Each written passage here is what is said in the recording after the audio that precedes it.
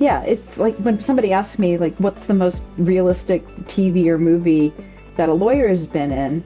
Like, the top two that come to mind for legal entertainment that are is accurate is My Cousin Vinny and Legally Blonde. Well, with the exception that Legally Blonde, you would never put an intern in charge of a felony murder case. You Yeah. can't do that. The interns can only do misdemeanors and lower in most states, even under Oh. supervision.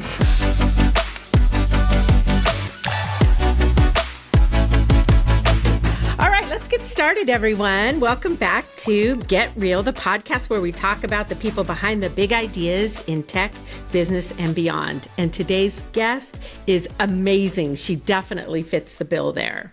Yes, absolutely. So today we're welcoming Matti Neustadt, a tech-savvy legal mind with a physics degree, a CISSP certification, and a wildly impressive resume that spans the U.S. and Europe. She's worked across privacy, AI, cybersecurity, IP law, and more. Now she is the founder of V4 Final, a platform that helps in-house legal teams prove their value. Yeah, we'll have to dive into that. Excited to hear more on that, Matti. Welcome. So excited to Thank have you you. here. She's also an advocate for celiac disease awareness and a big supporter of the Bend startup community. She's somebody that also is in the midst of a multi-day training session for a cycling trip to Italy. We'll definitely want to hear about that as well. So yeah, she's got a lot going on, and you're going to want to stick around for this one. Yes. I always feel like these intros make me feel more interesting than I feel myself. So thank you so much. Yes. That's the whole point, right? So I love that. helps I us love that. realize our amazing accomplishments. Yeah. Thank you so much for joining us today. Pleasure to be here. Thank you so much for having me. It's been so great to meet both of you and work with everything I'm finding in this Bend startup community and in the legal tech community, and AI is just going crazy right now in legal and the rest of the world, and I'm just having the time of my life. Yeah, every day you wake up and it's something new and different, right? I mean, it's changing Indeed. and evolving so fast. If you're bored, you've got a problem, right? Right. You're like, if you're bored, you're just not paying attention. Yeah. Good. Okay, so we've got some questions for you. So we've got a couple different segments as part of our Get Real podcast. So the first segment is to get to know the guest. So I've got some questions. I want to jump in here, and feel free to, to elaborate as much or as little as you want, and we'll take your lead on this. But the first question Absolutely. is, Hit me with it. so you're interesting. You're an interesting bird. Dana and I were like, wow, this lady is amazing. So you've got this fascinating combination of technology and law in your background, and then you kind of mix in some physics to that as well. So That was my undergraduate. I majored in applied physics at Purdue University, boiler up. And honestly, I when you applied to Purdue at the time, you had to choose a school within the university and a major when you applied. And I was like, I'm going to just apply to the hardest thing I can think of, so that, I can always dial back if I need to. But, you couldn't necessarily dial up. If you wanted to go for something, a higher tier school or major, you had to kind of reapply to the university. And I remember like showing up on orientation, and they hand me this packet and they're like, "You're a physics major, you meet in this room." And I'm like, "What did I do?" Because you apply like a year ahead of time. Yeah. And my first year professor was so amazing, Professor Pete Poultry, now well retired, I'm certain. But he was so amazing that I just absolutely loved it. I stayed in it, did a little geophysics, petrology, and then material science, and ended up in high energy, like particle physics, doing semiconductor research. And so I went to work for Intel up in Hillsboro. Well, first in Arizona, but then up in Hillsboro, where I worked on Hillsboro, Oregon. Yep. Yeah, Hillsboro, Oregon. Sorry. And I worked on supply chain logistics, and kind of did this quality/efficiency expertise for semiconductor supply chain. And it was fun and interesting. But about 5 years in, my boss said, where do you want to go with your career? Do you want to become a principal engineer and take a technical career path? Or, do you want to go into the business side of things, management? Either way, you got to go back to school. You either have to go get a PhD in electrical computer science, or you get an MBA. And I was like, oh, PhD. Like I was so done with math. I mean, I got a lot of math for a lawyer to begin with physics, but I was kind of done with math. And then like everybody I knew with an MBA was kind of a jerk, and I didn't want to go to MBA school to become a jerk. But I was working with the lawyers and I was writing the technical specs for some of our supply chain contracts. And I went to talk to one of the lawyers I worked with, and I was like, hey, you think I could go to law school and do what you do? I remember him looking at me, he's like, if I can do it, you can do it. Oh And so I gosh. applied to the evening program at Lewis and Clark College That's up in awesome. Portland and went to school. And I figured if I got in, I got to be a lawyer. If I didn't, I'd still work at Intel. I had a Yeah. good job. But I got in and I went to law school at night up there while I was Wow. working full time at Intel. That's amazing. So the intersectionality of all of that, I mean, did you have a passion for the law? Did you have a passion for physics? I had a Did you have, passion for problem solving. I okay. like complex problem solving. Mm-hmm. Everything from, word games, Sudoku, you know, like the word problems in math. That Yeah. even as a kid, I love those. And that's when I found out the law is just really problem solving. Yeah. But it gives you a little more leeway than mathematics. And at first, I really struggled with that because in math and science, you worked through your answer and then you could verify it. And it was either right or it was wrong. Right. And you get to law school, and the answer to everything is it depends. Mm. Um, and there might be a right or wrong answer based on the past, but once you start practicing, you realize nobody's really repeating the past facts exactly as they Right. were in the past. So you had to take various aspects of the past, apply them to the current to predict the future. And then you may or may not get that tested. And quite frankly, as a transactional lawyer, my goal is to never have that tested because tested means you're in court. Um, so I'm trying to prevent the conflict and prevent going to court and find a resolution and a solution to these problems that people have in a way that moves their business forward, is friendly towards them. I worked in Europe for a year and discovered that I really am much more of a capitalist than I thought I was. Um, so like I'm really interested in business. I came back to Yeah. Bend and got involved in the venture capital community. I wanted to invest in these startups. Um, and I started seeing what people could do with AI. And then I was like, oh, this is great. Like, surely I'm going to find this company that solves this problem for in-house counsel and I'm going to invest in them. Where is this company? I've got to find it. And I couldn't find it. So I started it. And like that type of problem solving is just kind of in my blood. If I find a Yeah. problem, I've got to find a solution to it. Yeah. Yeah. So tell us more then about V4 Final and kind of, the solution that you're working toward and kind of the journey there. Well, that stems from some time I had in-house counsel at some Silicon Valley leaders, particularly one called NetApp, and I was in charge of privacy, cybersecurity, and data governance for the legal team. And one of the things I was trying to do was figure out a way to create a systematic process where people could come to us for privacy review. And privacy review is required by the GDPR and CCPA every time you process personal data. You're nodding, you know these initials. Yes, we Um, do. yeah, and so every time somebody would come up with a new processing activity, they had to have it approved by legal for through a privacy review. And it was all manual.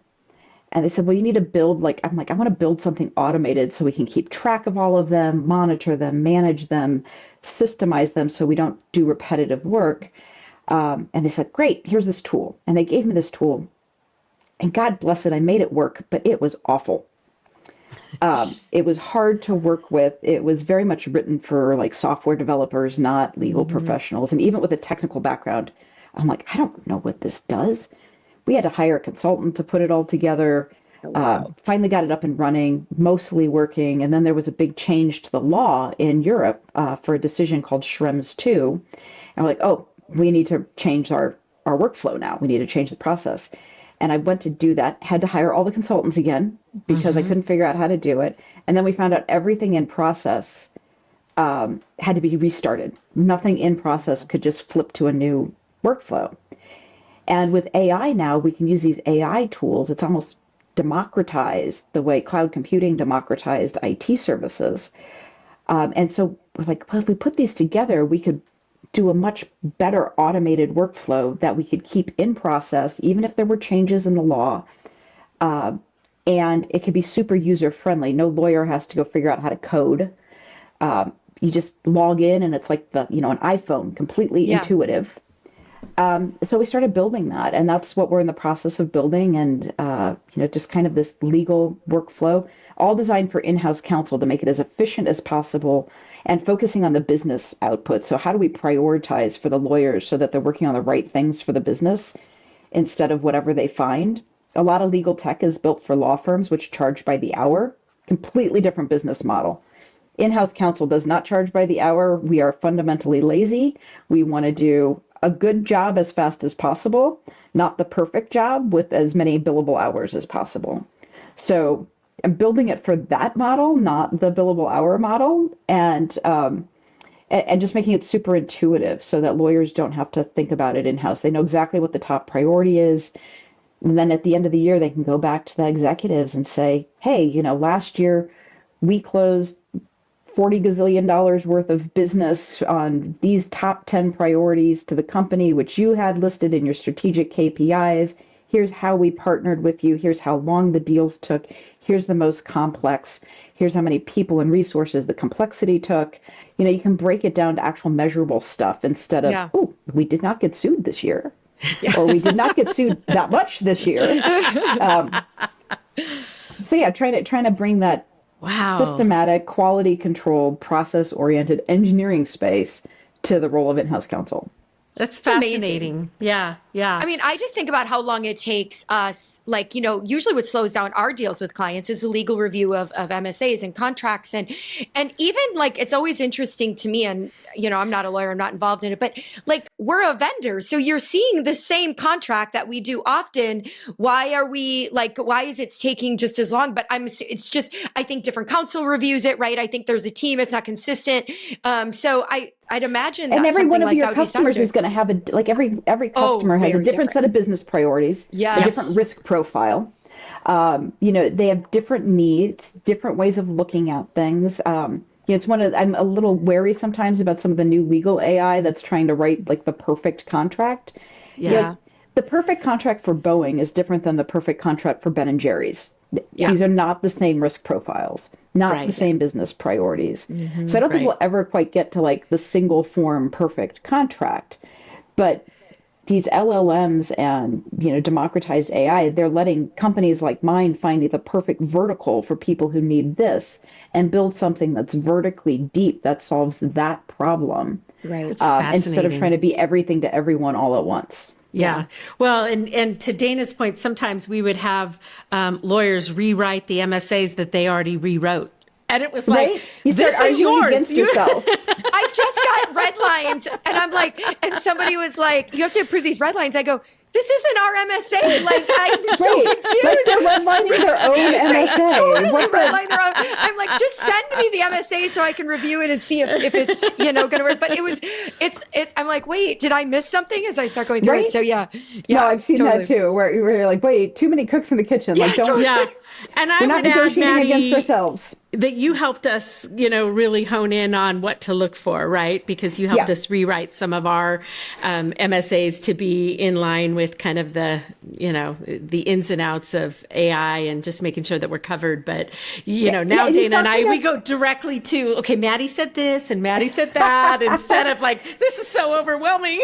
Right? And that's really the way, that's kind of the difference between an in-house focused counsel where you're like, okay, what's the highest risk thing we have to address? Right.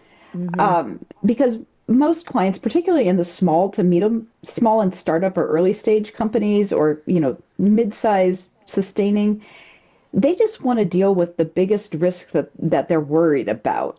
And Right. worry is for various reasons. And every company has different reasons for worrying about different things. But they don't want to worry about every possible issue that might come up in some corner Yeah. case scenario that's going to be studied in law school. They just want to know, okay, what's the most important thing for my business right now? Yeah. And if that changes, you relook at it. But you don't have to change that on a a contract by contract Yeah, basis. every Yeah. time. Yeah, Yeah. yeah. It's exhausting and time consuming and expensive, obviously. Yeah. So tell us, so lawyers get a bad rap, right? So, Till you like, need one. yeah, till you need Totally. one. Yeah, Right. absolutely. So what are people getting wrong? Like why are lawyers getting a bad rap? Well, the ones that make the news usually have done something really stupid. So there's that. Um, Are we going to name names or we're just going to It's just we'll let the not bar today. take care of who Not loses their today. license and who doesn't. Yeah. But yeah, I mean, there's a lot of people who think their exposure to lawyers has been television and movies. And they think a lawyer's job, and I think this is really particular right now, that a lawyer's job is somehow to find the loopholes rather than to advise on legal strategy. Um, like my job's not to find a loophole so that you can do something almost illegal. And you guys both appreciate that, I'm certain. But there's kind of this theory that or impression that that's what lawyers do, that they find loopholes and ways to have plausible deniability rather than actually provide advice to go to their clients. And now I'm a business transactional lawyer. I'm not a criminal defense attorney, or I mean, I interned with the prosecutor's office up in Washington County, Oregon, but was quickly out of that. Um, they put me on domestic violence. I have huge respect for people who do that. I don't know how you can, like, there's a lot of therapy involved in being a Sure. yeah. prosecutor on domestic violence. I But can so it's a imagine. different thing for me. I work with businesses as okay, what's your top priority? What's your business Right. strategy? How do I help get you there while keeping you, in compliance with your legal obligations in a way that is least impactful in a harmful way to your business? Like, I don't want to Hmm. hold you back unless it's absolutely necessary for your legal compliance. Um, but that's mostly what we do. We Yeah. partner with people, but that's not, it doesn't make exciting television. It certainly makes a Yeah, crappy I was just movie. gonna say it's Um, TV that's yeah, giving people this vision of what lawyers do, and it's not realistic at all. yeah, Yeah. yeah. It's like when somebody asks me, like, what's the most realistic TV or movie that a lawyer has been in? Like, the top two that come to mind for legal entertainment that are is accurate is My Cousin Vinny and Legally Blonde. Well, with the exception that Legally Blonde, you would never put an intern in charge of a felony murder case. You Yeah. can't do that. The interns can only do misdemeanors and lower in most states, even under Oh, supervision. That's Um, great. yeah, like we watched My Cousin Vinny in law school to dissect the I'd like to voir dire this witness, that scene. That is how it's done. So yeah, so Yeah. I'm gonna go that's back and like watch that. John That's a Grisham. great movie That's I all haven't seen forever. fiction. My Cousin Vinny. That's close to real life. I love that. I love Who that. would That have is thought? amazing. But I think Oh, it's the good. same in the medical industry too, right? My sister's Yes. a doctor. She talks the same thing, right? None of that's real. Like it's Yeah. all Yeah. Right. like, yeah, Yeah, it's people are saying The Pit, that new movie or the new series on, was closer. yeah, was Yeah. close to Okay. what the anxiety of the ER and kind of how things move and stuff. But yeah, in general, it's Yeah. everybody's making out in the on-call Yeah. room and stuff like No. that. There's no time for that. No time Yeah, for like that. at least first year associates or maybe the interns. I don't know. I didn't really have a real intern experience as a lawyer, but yeah, like if you found time to be alone with somebody in an office, chances are you're just gonna nap. Yeah, totally. Yeah. I love that. I love that. I also just think that there's so much different kinds of law. One of my kids was asking me the other day, like, what kind of lawyer? And there is this perception, at least, like, they're like, it's just criminal law. I was like, no, like, we have business lawyers. There's people who do family law. There's like, all, and they're like, oh, like, there's all these different, I was just chatting with somebody this morning about that. It's like saying you're an engineer or a scientist. There's yeah, there's a different types. yeah, Yeah, and I do basically technology law. I'm a transactional attorney, so I don't go to court. I'm not a litigator. And I just provide advice to businesses, usually on technology matters of technology or to technology companies, where most of their matters are technology related. But like I don't do real estate contracts. I stay far away from those. I did not score well in real estate transactions in law school. I'd like to avoid them. Um, I don't do criminal defense. I don't do family law. Like every once in a while, I have a friend call me and they're like, "Hey, I remember my mom called me once. She's like, "Oh, my friend's mom died, and they're gonna, they have to dispute their will, and can you help with this?" I'm like, "No, you need a lawyer. Like, That's not not me. me. Yeah, I don't do that. I have an estate. Well, I have an estate and trust lawyer. I Yeah. downtown Bend watching the cycling races this weekend, and she walked past me on the sidewalk, and I'm like, "Hey, that's my lawyer." Um,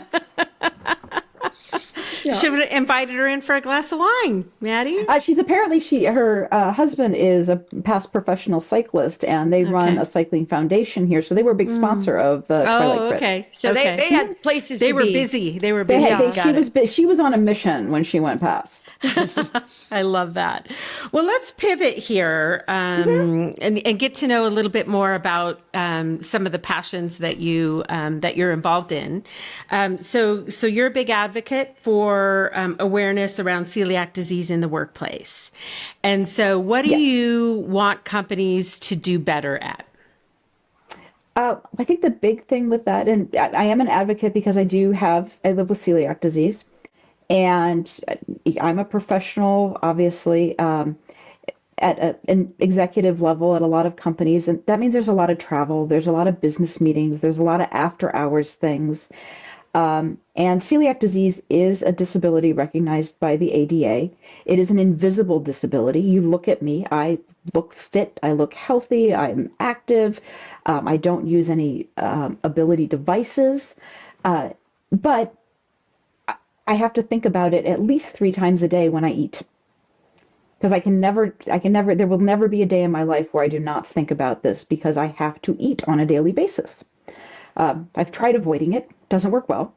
Um, and to go to like events where, like I've done a conference for 3 days where I lived on power bars and red wine, delightfully gluten-free, because there was nothing I could eat and there were no safe options for me. Breakfast buffets of sandwiches and burritos and bagels, lunches of sandwich spreads, maybe a salad, but there's croutons in there. And the amount that can make me sick is a crumb. It's actually less than a crumb, and it would involve weeks worth of physical symptoms, and I just can't risk it. So, like, getting folks to realize that people in their workplace, they have medically required diets. There's no cure, there's no treatment, there's no pill I can take, there's nothing I can do that will make it safe for me to eat gluten. It my condition requires a medical treatment of a strict lifelong diet. And I even ran, for example, I won a charity bid to the New York City Marathon for the Celiac Disease Foundation, raised money for them, trained at 48 years old to run a marathon. I don't fully recommend.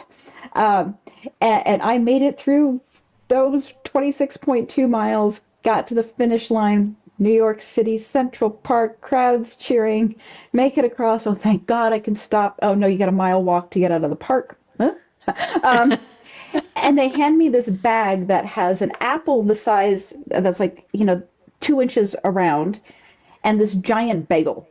Oh, wow. And that's what I could, and I had to carry all of my own food and nutrition with me because I didn't know what they were going to have. Marathons are usually Right. pretzels, peanut butter sandwiches, Yep. bananas, but the bananas are right next to the sandwiches. Um, Yeah. and I get to the end, and all they give me is this little tiny apple and this giant bagel. Yeah. And I was just like I You can't got a eat it. mile to walk to get to anything else. Yeah. I got a mile to walk to get to the subway to get me back to my hotel, and then I still have to find dinner because I was on my own. Yeah. And like people are congratulating you, like random strangers are being super sweet and congratulating you, and people are meeting their friends and family at the finish line, and somebody's like, "Oh, great job, how you doing?" And I'm like, "I'll trade you a bagel for anything with protein that's gluten free." And he was like, "Oh, I brought a bunch of muscle milk for my wife. Do you want one?" Yes, dear God. Please. So like marathons are the only time in the world where you will take random drugs and food from strangers. Yes. Yeah, like I we're hear they're handing so each friendly. we're on the race course, and like people will hand you Advil on the race course. Yeah. Wow. Yes. And we're exchanging salt tabs for Advil or Tylenol or goo packs or whatever. So yeah, some random guy hands me a container of chocolate milk or muscle milk at the end. I'll drink it. Yeah. Oh my gosh. Oh Like my the gosh. label I says love gluten it. free. I trust that more than I trust anything else right now. Right. Well, and Maddie, But you yeah, have to even and watch how businesses it's are like that too. prepared too, Yeah, right? I Yeah. mean, like you have to watch in kitchens and where it's mixed and stuff. I have a yeah, friend whose daughter is celiac, and even just watching a young person grow up with it too, and like watching my friend have to bring stuff to birthday parties, and just parents don't like think about it, like just all of that stuff. And she's in high school now, but watching it over the years, I mean, it's yeah. extremely And difficult. and So, the social aspect, especially in business, I think the yeah, social aspect is harder than the food aspect because you lose all ability to be spontaneous. yeah, Like somebody's like, "Oh, we're going out for happy hour." I'm always in for a happy hour, no problem. yeah. And luckily, wine, gluten free. Beer, obviously, you can't drink beer. Hmm. Hard seltzers are anything malted malt beverages are Yeah. out. Those new NA beers are all made with barley. You can't have any of Hmm. those. And so you go out and everybody wants to go out for a team pizza. Yeah. The quickest lunch you can get with the team wants to go out together, Chinese food. Hmm. I worked with a team that we used to go to this Korean hot pot restaurant all the time. It was great. Couldn't eat anything I there. love hot pot. And eventually they stop inviting you and you're Yeah. outside of the loop and you can't do that impromptu team building Yeah. because no one wants to sit there and feel uncomfortable when you don't eat. Hmm. Yeah. Because I'll Wow. go out just for the social Yeah. aspect of it. And and there's been times that I'll go to events and literally have a club soda while everybody else has burgers, fries, beers, pizza, Yeah. and it starts to make other people uncomfortable. Yeah. And I'm like, well, this is just what I have to do for me. Like, if you feel uncomfortable, that's on you. Like somebody else could have chosen a spot to go out or made sure there was a gluten-free option. And so yeah, so I'm a big advocate for that, and I'm an advocate too for particularly for restaurants who mark things as gluten-free when they're not really. Yeah. Oh, Because okay. Yeah, it's serious, right? You've got to make it's sure. gluten Yeah. friendly, gluten Yeah. reduced, and I'm like, Yes. Yeah. That's that's not what great, you're but looking for. Yeah. that's not what I need. Yeah. Yeah. Yeah. It's Yeah. interesting. I think there's a good message here. I mean, we have a lot of marketers that listen to this podcast who do a lot of event planning. Cari and I have Yeah. done event planning for years. And one of my things is always making sure that we have all of those options for all, like, because some people are vegetarian, some people are like making sure that we can address all the eating. And yours is obviously, it's a health, like, we have to be really health conscious about it too. But I just think understanding that not everybody eats the same way that everybody eats. And it's really important to And make something sure that's that vaguely equivalent to like yes. because like I'll go to conference when I was training for the New York Marathon. You know, I had a week-long business trip for something, and I was getting up at 5 in the morning to run 8, 9 miles Yeah. before work started, and I would go in and they'd have this breakfast and was like, "Do we have anything gluten-free?" And they're like, "Oh yeah, there's fruit." Yeah. Everybody else gets breakfast burritos and They get the sandwiches, and protein. Yeah. I'm like, I just ran 9 miles. Yeah. Yeah. I'm like, I I mean, cannot survive on fruit and iceberg lettuce for the Yeah. day. So yeah, so not only do you have to have like something safe, but Yeah. it should be somewhat equivalent Yeah. nutritionally. Yeah. yeah. People need Yeah. protein. We're Yeah. all Yes. big protein people in my house. We need Right? protein. So Yeah. like, I yeah. think once you turn like 45, 50, eating protein is like a Yeah. part-time job. Absolutely. That's what I've seen so many memes on. I feel like, have I had enough protein today? I'm with you. Yeah. It's, but I agree. I think we think, oh, I had some fruit. I have some salad there. We're Right. good. Right. There's It's not, salad. You can't have the dressing or the croutons or anything that goes no. with it, but there's some like romaine. Yeah. That's Yeah. probably brown because it came out of a conference center. So yeah. Yeah. Yeah, Definitely with all you. really good points. I love that. Maddie, thank you for sharing all of the insightful information there that you have. So let's move on to our next segment, which we call rapid fire realness. Okay, so Uh-oh. so what I'm going to do here is I'm going to say a word or a statement, and then you just give me, what comes to mind. It can be All right. G-rated, it can be R-rated, it could be anything in between. Couple sentences, a couple words. We'll see where it goes. Let's All see where it right. goes. So, all right, here's let's start with the biggest legal bottlenecks in tech companies. Assuming that you're good at tech, you must be good at everything, and you're smarter than your lawyers, so you don't need to ask. Okay, good. All right, that's a good one. What about skiing marathon prep tips? Uh, Weights made in the kitchen, fitness is made in the gym. So Okay. if you want to move faster, don't eat too much. Okay. Okay. Bend startup culture. Super supportive, love it. Want it to get more active. Like I want it to be more visible. Like there's a lot of stuff you don't see here. It's all going on under the scenes, and trying to get it more visible and quite frankly, get more VC money to come in here, and to get the VC support out of just the Portland metro area and realize that there's like Bend is growing. Bend is like drawing people towards it. Yeah. OSU Cascades, great programs. They got computer science now. They got forestry. They got tech. They got nursing. They got health tech. They're building so much great stuff at Cascades and at COCC and the small business legal clinics. Like, let's get some of the VC money and the investment and the professional support that's available in Portland. Let's pull some of that in here. I really Love wish there'd it. be more here. Love it, love it. And having spent 10 years in Bend myself, when you talk about it not being visible, everybody's remote workers, right? And so, we would joke about if the remote workers actually got on the road and were driving somewhere every day, the infrastructure couldn't support it, right? Because Yeah. everybody's But working from home in a even lot the of cases. folks that even there's a lot of remote workers though that are like they're more home office based for startups they've started here, or Yeah. they've got a startup that's they have workers here but they're working out of their home or one of the co-share spaces, or they're like they founded the company here but they have workers here and in Portland and Seattle and the Bay and North Carolina and Denver and Boulder. They're just these dispersed virtual first companies now, and you don't see them. And then if they want to raise money, everybody, like people tell me, they're like, oh, well, just move to the Bay for a couple of years. I'm like, don't want That's to. not an answer. Yeah, Yeah. Nobody wants to be there. I'm like, why does my physical location make a difference in what I build? yeah, It really absolutely. doesn't. But Yeah. it's like the people with the money are like, no, you come to us. Yeah, And, yeah. that It you used to almost be have that at way some point. more. It was like, founders would have to abandon, their communities and move to Silicon Valley. Thankfully it's not 100% that way anymore because, Yeah, and then Silicon Valley and Seattle and Portland, they're moving here now. Oh, And yeah. the amount of people who have to regularly go back because, somebody in that area just demands it rather than be where they want to be is it's just ridiculous. I don't it's know the ridiculous. why. Like, Yeah. what's the why Doesn't make behind that? sense. Yeah, absolutely. Okay, here's a legal minded one. NDAs, overused or underrated? Underrated, definitely. Big fan of NDAs.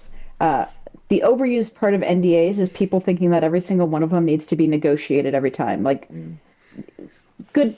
Nobody should be sneaking shit into an NDA. It's just non-disclosure. This is what confidential information is. Here's how we're going to treat it. There's not going to be some weird non-solicitation clause thrown in there or some sort of commercial term chunked away. Like, make it a single-purpose vehicle to protect the trade secrets and confidential information of the companies, and then move on. They should, like, that's the one form contract where I really do think everything should be a form contract. Yeah. Got it. Okay, good. Best gluten-free meal? Locally or like everywhere? Could be whatever you want. Just whatever you want, yeah. Modern bread and bagel, New York City. Oh my God, those bagels. Like real bagels, real size bagels, not hollow on the inside. Outstanding. Okay. Here in Bend, What's it lots of called? great options. Modern bread Mo- and bagel. Modern bread and Modern bagel. bread. Okay. Okay. I think Okay. I think they even ship nationwide, but they also have really good cinnamon rolls. I kind of went crazy after the New York Marathon. I DoorDashed one and it was so good that I got my ass out of bed and walked down, like barely able to walk, got my ass to that bagel shop, got a dozen to take home on the airplane. Like my carry-on luggage was a bag of Was bagels. Um, Oh, I love and it. and downed myself a monster cinnamon roll while I was waiting for them to bag up the bagels. you just ran a marathon. It's totally Right? acceptable. Exactly. That Yeah. that was an absolutely no regrets morning, except for the Yeah. walk. Yeah. I love it. I love it. I love it. Okay. Last rapid fire question. AI regulation predictions. It's probably a loaded one. Europe's going to overregulate. The US is going to underregulate. Tech companies are going to split the difference somewhere in between, probably along the lines of responsibility and transparency rather than strict compliance. So I think it's going to be seen as less of a check the box exercise where like I have to do XYZ before I can move forward with my business. And it's going to be okay, here's the biggest risk for what I'm doing, and here's how I'm going to address it.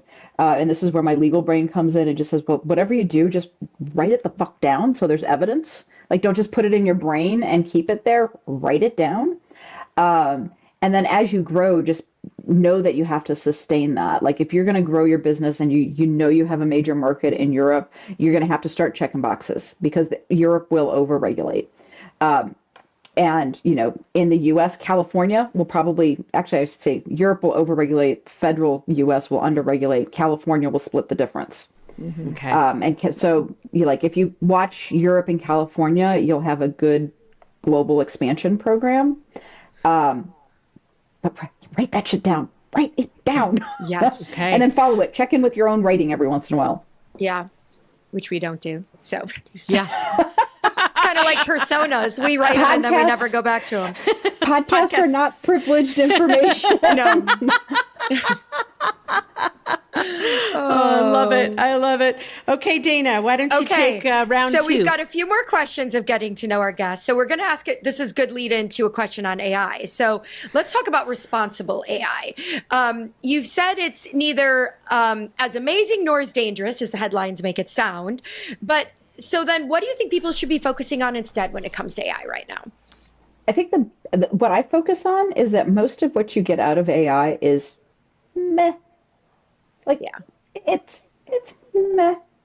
and if you only need something that's meh, then go ahead and like use AI. But if you need something to be good, like you have to use it in a different way, like as a starting point. Yeah. I use a lot of AI as a starting point to get going with a blog, just because as soon as I put a blank piece of paper up in front of me, I get writer's block. Yeah. And so if I'm like, okay, here's what I want to blog about, and here's the main points, give me 200 words on it. And then I'm like, oh, okay, that's a good start. And now I'm going to start with these points. And then I'm thinking about it and can actually do something. But even what it initially produces is meh. And yeah, so the real risk to me with AI is not that it's going to take jobs or that, it's not going to replace us. It's not going to take over the world, but it risks making us lazy. Too lazy, like not efficiency's sake lazy. I joke that I'm lazy, but people who know me know that I'm the farthest thing from lazy. But I want to be efficient.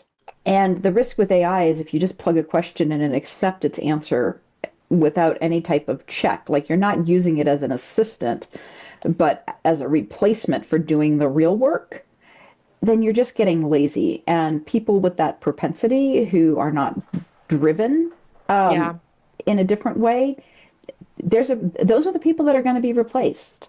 Yeah. Wow. Yeah, but that's not everybody. I think what I find is it's a personality type more than a technology type. Yeah. Like there's people using AI to drive themselves to get better, and there's people using AI because they don't want to put out the effort necessary to invest in their own growth. Yeah.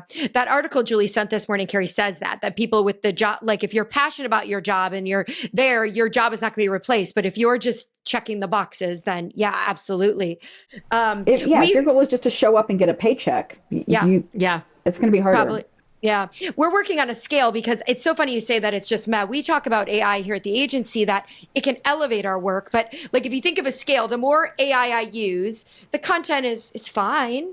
It's not great though. So if you want us to use AI to write your content for you and we just edit it, you should know it's not great content.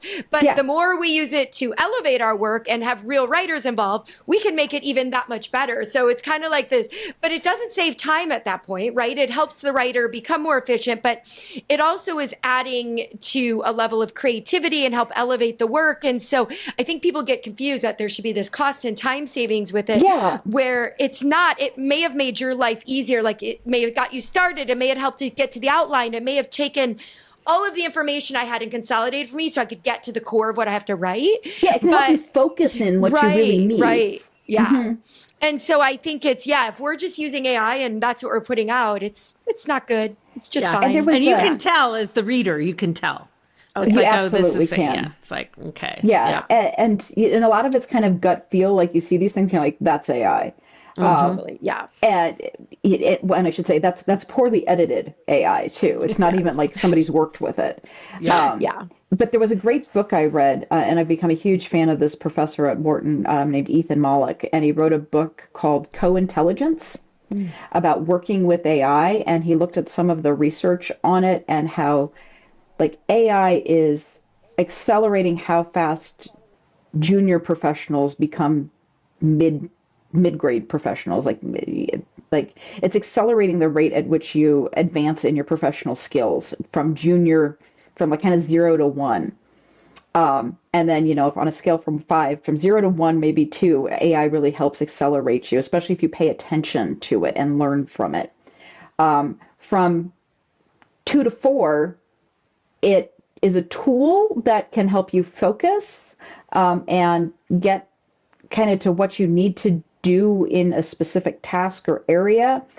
But 4 to 5 level, it holds you back. Yeah.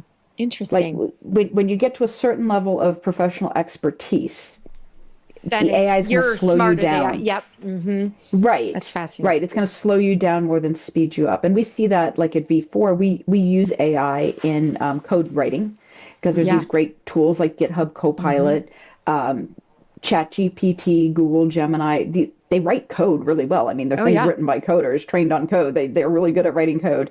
And for some things, it can really speed up our developers. Yeah. Other things they look at and they're like, oh, Jesus, it's going to take me far more time to rewrite that than if I just start from scratch. And there's other times where they'll write it out and they're like, I'm just going to do it. Oh, but now I can use AI. Now that I've written the code, I can use AI to simplify it and reduce redundancies or look for errors or things like that. And again, it's a tool that as a professional, highly skilled professional, they know when to use it and for what versus just relying on it from a first point. So it's kind of where you use it, how you learn from it, and then, what tool in your toolbox does that become? Yeah. So interesting you say that. My son is just finished his freshman year at OSU, and he's a nuclear engineer major, physics, considering a physics double major. He had a coding assignment that was final, like really big one. And he spent hours on it and it still wasn't working. And it's interesting. He said, some teachers are like, yes, you can use it. Some you can't. And so they're allowed. And he goes, I finally put it in AI and it found the mistake right away. And I was able to see what was causing the issue. And he said, and I had broken it so many times. He's like, I'm 40 hours into this project that was supposed to take 10. And he's like, and it found it in an hour and I was able to do the fix and get it in and get it to go and then explain my work. And so he's like, that's where it should be used. He's like, I'm not using it to write I know how I got to the code. I understand it. But like, why should I sit there for 50 hours trying to figure out something that something can do in 10 minutes? Right. He's right. Like, and that I think about like when I was, they say a baby lawyer, I don't like that term. When I first started my law career, first year associate at Stoll Reeves in Portland, worked with this amazing partner. And I'll give him full credit. His name's Gary Glisson. I believe he's retired now. But I remember him asking me, like, giving me a contract and saying, I want you to review this. I'm like, okay. And I read it, and I'm a first year associate. I'm like, oh, looks like a contract. Uh, and so I go through and I make a few notes on things and I come back to him. And he was like, great. First sentence, what does this word mean? And I'm like, excuse me?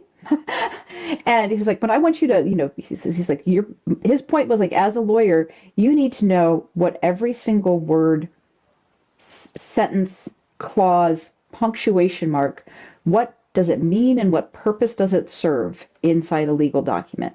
There should be nothing in that document that does not serve a known purpose. And you need to know what it is and why it is. And Gary was wonderful because he did this too in this way. He would hand me back these assignments just covered in red ink. It looked like mass murder was committed. And I would leave his office going, God, no, there has to be more. Certainly he could have found more because I only learned this much. And he's got so much more to teach me. And I know I can learn more if I just keep, if he just had more time to get more red ink on that document, I could have learned more. And, if you can use AI in a way that you can still explain everything it did and why, then you're Yeah. using it the right way. Yeah. Yeah. And I think education is going to have to figure this out too, is they are, because they're scared of it. And just like Yeah. businesses are, we're seeing it everyone's scared of it, and it's figuring out how can we use it to level up what we all do Yeah. and make it better. Right. And I talk to teachers and I'm like, especially like give your students assignments that are like, okay, here's the question, here's what I want you to do. I want you to first use AI and then I want you to critically assess the AI's response.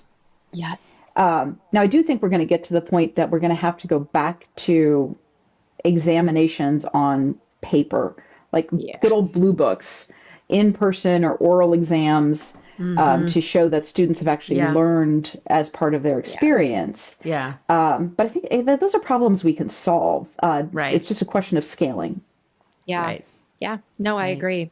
All right. So let's go back to V4 a little bit. You told us a little bit about what that's about, but so what's been one of the most surprising things for you as you've been building in the legal tech space? Anything you learned, something you weren't expecting as you were putting this together? Oh, that's a darn good question.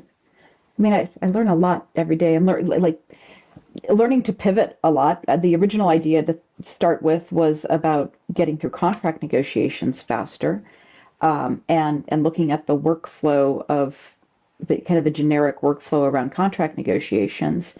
And then I started talking to customers, and they're like, yeah, we don't really need that. What we need is we need metrics. We need prioritization. We need to understand how we're working, the time it takes.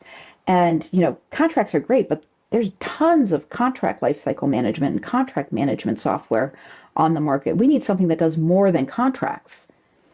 And I was like, well, yeah. I'm like, well, there's no reason this would have to be limited to contracts because what we were building was really a workflow automation, not a contract automation.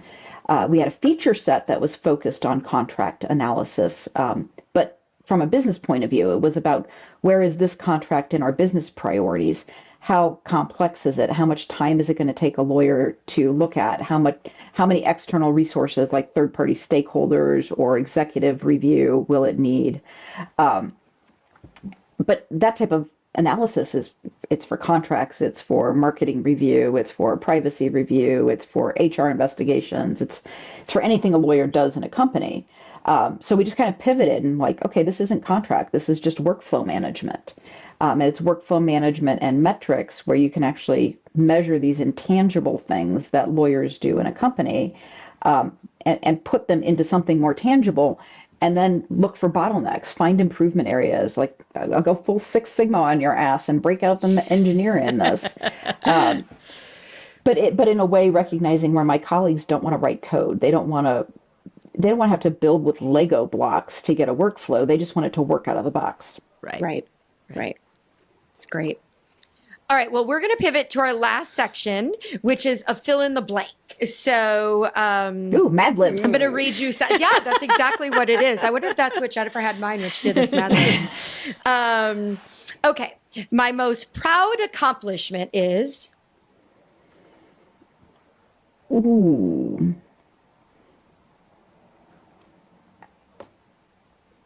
I honestly don't know. Like, probably getting up the gumption to move to Norway for a year. Yeah. Knew no one, always wanted to live and work abroad. I'm like, you know what, I'm just going to do it. And in hindsight, it was probably a terrible decision on various economic levels. But I will never say that I did not do it now, and I'm very proud of Yeah. myself for making it through that, and getting through the experience of being an immigrant and living, working abroad on my, learning a foreign language, Yeah. working in it, all the fun stuff. So I'm pretty proud of that. That's a good That's one. huge. That's Yeah. a good one. Yeah. All right. The biggest mistake you've learned from is? Don't undertrain for a marathon. I could see that. Like, I think the biggest mistake, a lot of the marathon and triathlon training, I have a tendency to stick to a plan no matter what and not listen to my body when it says something's gone wrong. And you will hurt yourself that way, and it will take far longer to recover from. So, like, sometimes you have to step away from the plan and go with what's needed. So there's some mistakes that have been learned from there. Yeah. Yeah. Okay. If you could change one thing about business as a whole, that's kind of a big question. What would it be?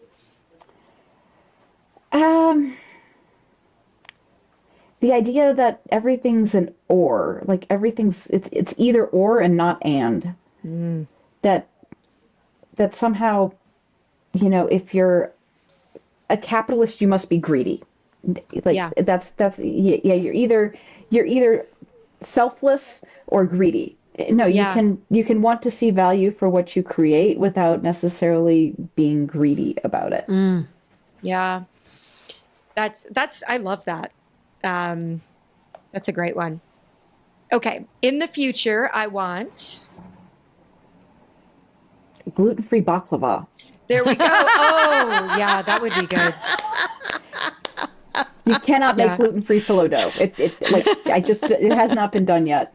That's what physics should really be focused on. She's made the challenge. She's There we made the go. challenge.